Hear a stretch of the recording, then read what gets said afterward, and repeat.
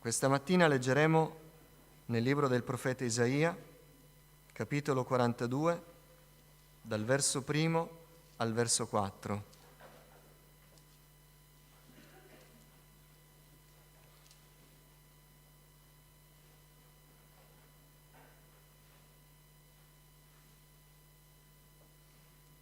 Isaia 42, dal verso 1 al verso 4.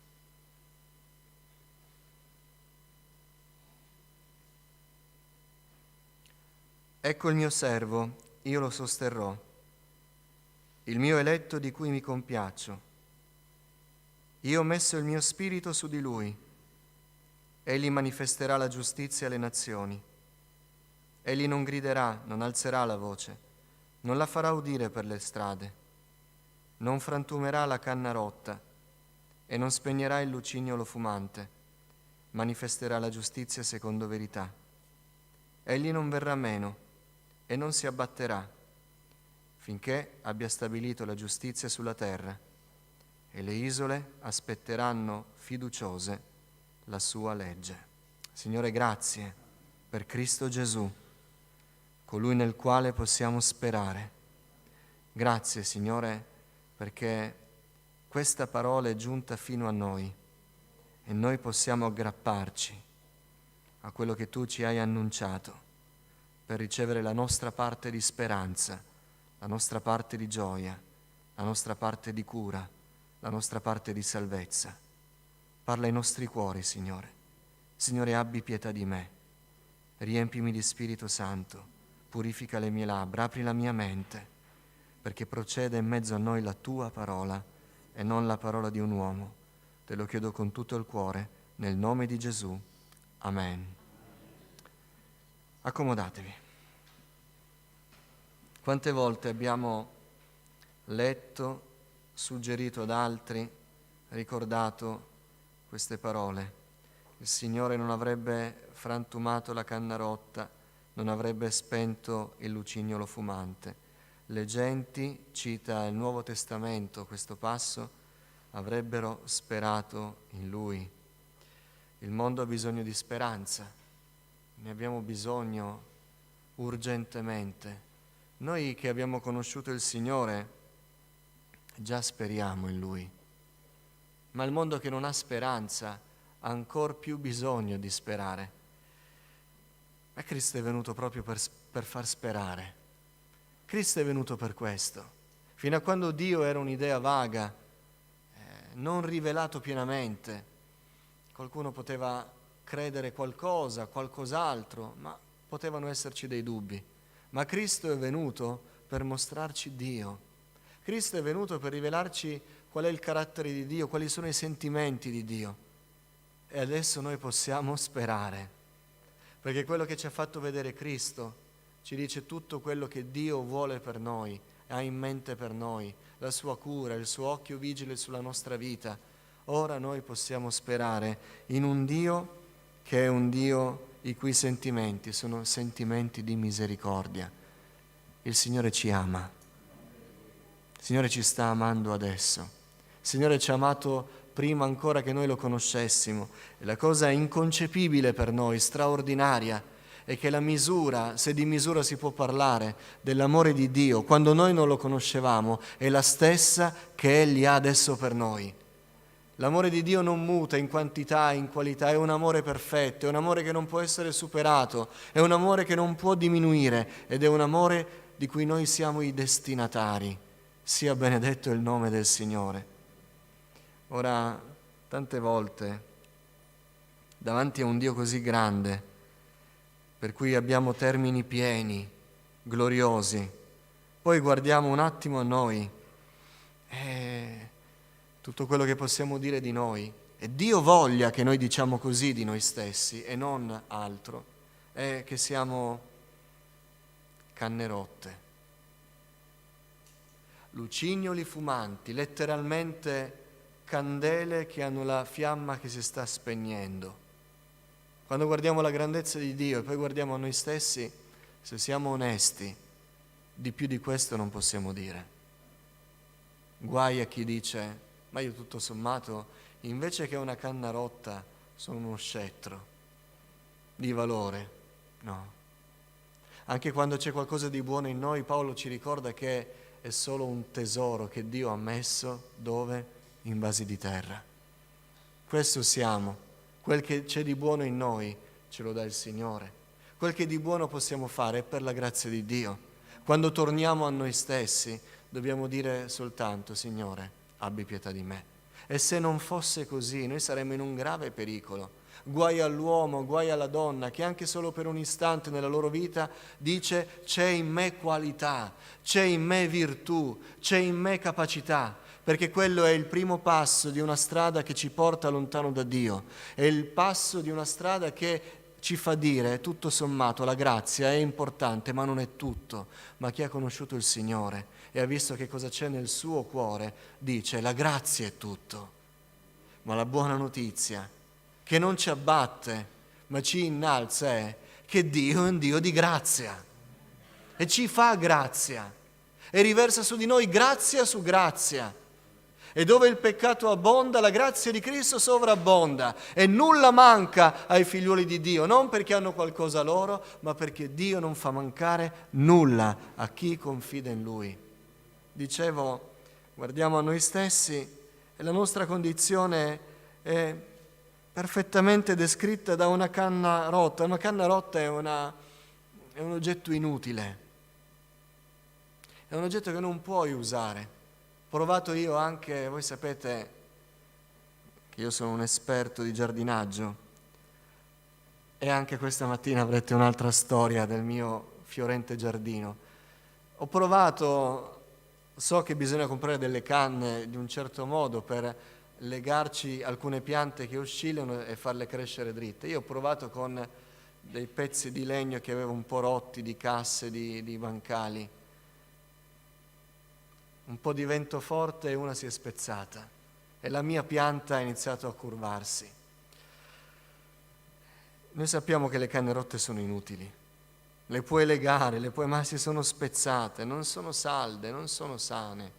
Addirittura il Signore sgridò il suo popolo in un frangente perché aveva provato a confidare nell'Egitto e Dio disse: se voi confidate nell'Egitto state confidando in una canna rotta che si è spezzata e tagliente, e voi vi infilzerete la mano appoggiandovi su quel sostegno. Confidate in me. La nostra vita è una canna rotta e rischia di rompersi. La canna rotta è quella canna che non si è ancora spezzata in due, ma è lì appesa. È come se fosse spezzata. Non è più integra, non è più intera, non ha più l'altezza che dovrebbe avere, non ha più la forza che dovrebbe avere. Non ci sentiamo noi a volte così, spezzati da qualcosa, da un peso troppo forte. Non ci sentiamo a volte noi inutili per il dolore che ci è piombato addosso, per quello che è capitato e che ci ha tagliati e feriti. E addirittura potremmo diventare come canne rotte, e questo è qualcosa su cui spesso noi non riflettiamo. Possiamo diventare pericolosi.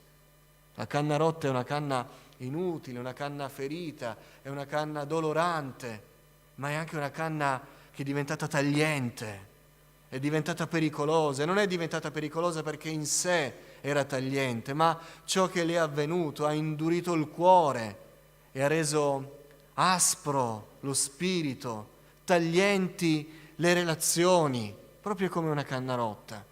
Diventa affilata, piena di schegge e ti puoi fare male. A volte siamo così, a volte il dolore, la prova, il peso oltremodo schiacciante. A volte ci sentiamo come quella candela che si sta spegnendo, che si sta consumando, che sta consumando tutta la cera e ce n'è poca.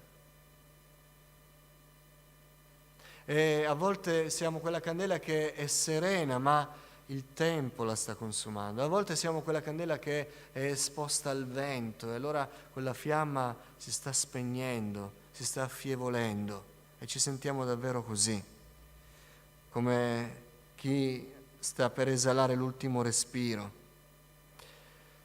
C'è un problema però anche sulla candela che è a poco di cera. Non la puoi prendere in mano. Ci avete mai pensato. Una candela quasi intera, anche se la fiamma si sta spegnendo, tu la puoi afferrare, hai ancora del materiale, della cera per afferrarla e magari alimentare la fiamma, ma quando hai un mozzicone di candela non la puoi neanche più prendere, ti scotti con la cera rovente.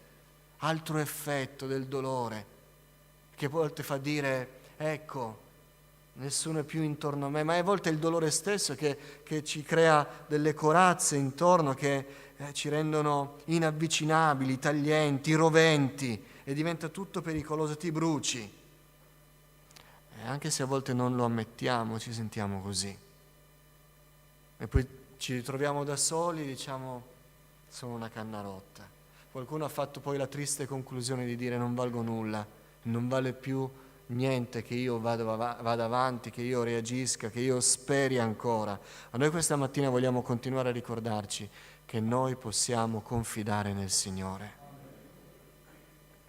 Il destino di una canna rotta è di essere frantumata. Non serve a niente. Quel pezzo di legno che ho usato per la mia pianta e non è servito a niente, l'ho portato in discarica. È quello il destino. E di un lucignolo fumante il destino è che sia buttato perché non può più essere utile a nulla. Non lo puoi usare più per nulla, non farà più luce a nessuno.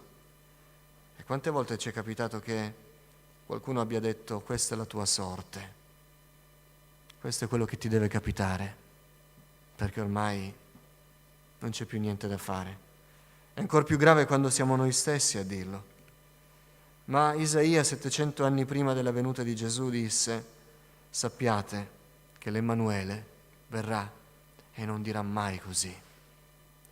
Non dirà mai che non c'è più speranza. Non dirà mai che siete da buttare. Non dirà mai che non servirete più a nulla. Verrà l'unto del Signore, verrà il mio servo e ci dirà: continua ad andare avanti. Ci dirà: non t'affannare perché sono giunto io. Lì dove tu non potevi più fare nulla, io vengo e farò qualcosa per te, perché Dio ci ama. Dio ci ama di un amore che noi non comprendiamo. E la straordinaria notizia è che colui che ci ama è l'Onnipotente. E a volte non ci serve l'Onnipotente per strabiliare i nostri occhi con effetti speciali, per farci vedere che si moltiplicano gli zeri sul nostro conto in banca o abbiamo un vestito in più nell'armadio. Non ci serve un Dio onnipotente in questo senso.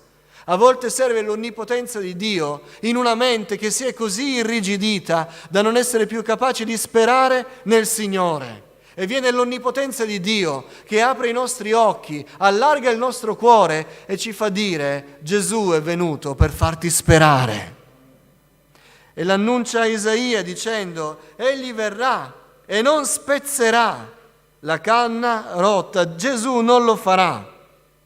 Lui vuole per noi vita, Lui vuole per noi gioia, Lui vuole per noi pace, Lui vuole per noi forza, Lui vuole per noi speranza. Gesù è venuto per portarci queste cose. E fratelli, noi dobbiamo affidarci a Lui, perché senza di Lui queste cose noi non potremmo mai realizzarle in un modo stabile. Gesù non è un'alternativa. Gesù non è tra i tanti che offrono pace, tra i tanti che offrono gioia. Quello che offre Gesù lo può dare solo Lui. Ecco perché è venuto. E dice la parola: Lui non spezzerà la canna rotta. Lui non lo farà. Fratello, sorella, Gesù non ti spezzerà questa mattina. Pur essendo tu spezzato forse, Lui non lo farà. Lui può fare ancora qualcosa di prezioso. Lui non prenderà le sue dita e schiaccerà la miccia finale della tua luce dicendo: ormai non lo farà. Confida nel Signore.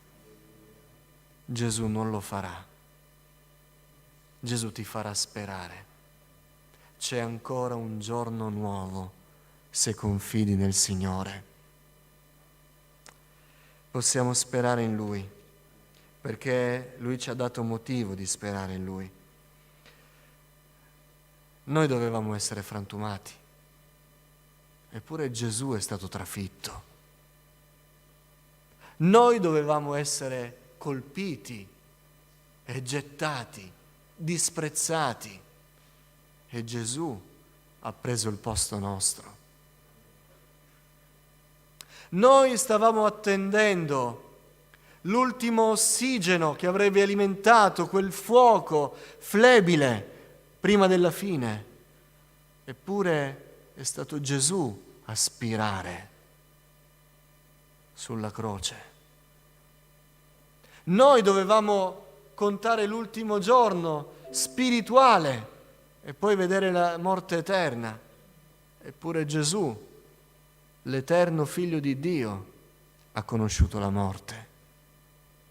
Ecco perché possiamo sperare, perché Lui ha preso su di sé quello che era il nostro destino, ma al terzo giorno, sia benedetto il suo nome, Lui è risorto perché noi potessimo sapere che davvero possiamo sperare in Lui. Lui non spezzerà la canna rotta, Lui non spegnerà il lucignolo fumante, non l'ha fatto in passato, non lo farà oggi, Lui ci rialzerà.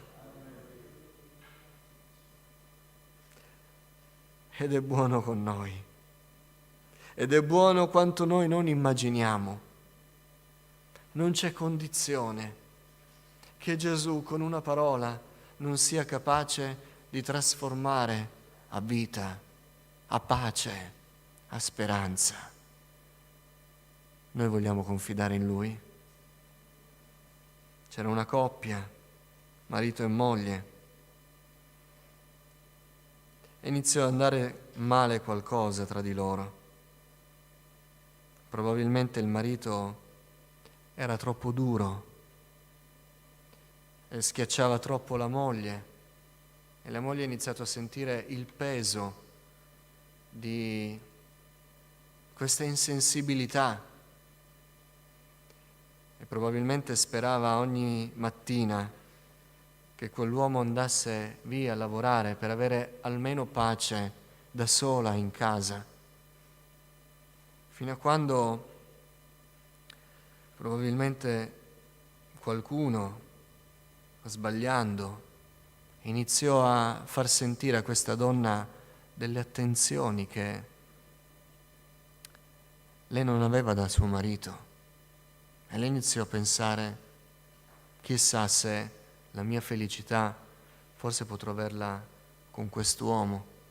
Lui si cura di me, si è accorto che sto soffrendo. E così iniziò a solleticare la sua mente l'idea che poteva avere due vite e ricevere quell'affetto da quell'altro uomo e non da chi, pur avendone la possibilità, la stava disprezzando, fino a quando fece il passo che non doveva fare e aprì le porte a quest'uomo. E qualche altra volta entrava nella casa di quest'uomo e chiaramente non potevano farlo apertamente. E così, un giorno, un altro, e lei sapeva nel suo cuore che stava sbagliando. E la segretezza di questa doppia vita era un chiaro segnale che stava sbagliando, ma sembrava come un vortice e non poteva più tornare indietro. E non voleva più rinunciare a una gratificazione personale che non aveva mai trovato prima. Sentiva la malvagità di suo marito, sentiva la sporcizia di una vita che non doveva fare e sicuramente il suo cuore era addolorato, intrappolato. E a questo si aggiunse che qualcuno si accorse e con dei secondi fini, per raggiungere altri scopi, decise di spiarla, di pedinarla, fino a quando ce la fecero e un giorno la trovarono in casa con l'amante e non ebbero pietà di lei. La tirarono per i capelli fuori da quella casa, gridando per la strada, proprio perché tutti si accorgessero, quando quella donna aveva provato fino all'ultimo a mantenere segreto il suo peccato. E per raggiungere i loro scopi, quel giorno la portarono da un uomo che era seduto per terra e parlava, ed era Gesù. E spiranti odio dissero a Gesù: non puoi dire nulla, questa è una peccatrice. E mentre questi uomini parlavano di questa donna pieni di odio, le parole di quegli uomini risuonavano nella mente di quella donna che diceva a se stessa: hanno ragione, me l'aspettavo, sarebbe giunto quel momento. Io stessa mi sento così, io sono da condannare, io ho ceduto al peccato, io ho fatto quello che non dovevo fare. E quella donna stava aspettando la sua sentenza, che fosse stato Gesù o fosse stato un fariseo o il sommo sacerdote, non avrebbe fatto differenza. Lei se lo aspettava e prima o poi non avrebbe più potuto portare avanti il suo peccato segreto. Ma quel giorno incontrò il servo del Signore e lei non si rese conto che a un certo punto intorno a sé non c'era più nessuno dei suoi accusatori, ma c'era ancora Gesù. E stava aspettando ancora la parola della sentenza da lui, e aspettava solo una parola, una direzione, una condanna. Non c'erano altre possibilità. Lei lo sapeva e forse sperava in quello, perché forse non sperava più nella sua vita, nell'andare avanti. Perché continuare? Ho sbagliato, tutto è irreparabile, quindi datemi la sentenza, preferisco morire che portare avanti una vita falsa, costruita, doppia. Ma Gesù ebbe una parola strabiliante: donna, dove sono i tuoi accusatori? Non c'è nessuno che ti condanna? E lei rispose, guardandosi intorno: nessuno, Signore. E Gesù le disse: neppure io ti condanno, non peccare più. E in quello le stava dicendo che era una peccatrice. Ma va, non spezzo la tua canna rotta, non spengo la tua luce che si sta spegnendo. Torna a sperare, vivi, perché io ti do la vita. E questa mattina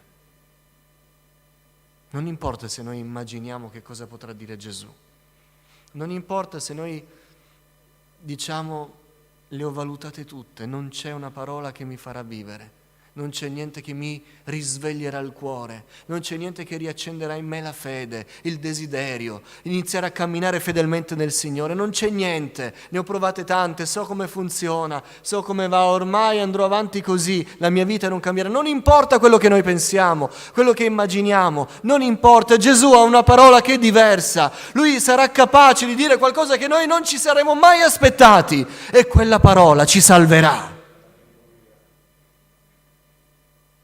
Oggi può essere un giorno nuovo, se noi speriamo in colui che non spezza la canna rotta e non spegne il lucignolo fumante.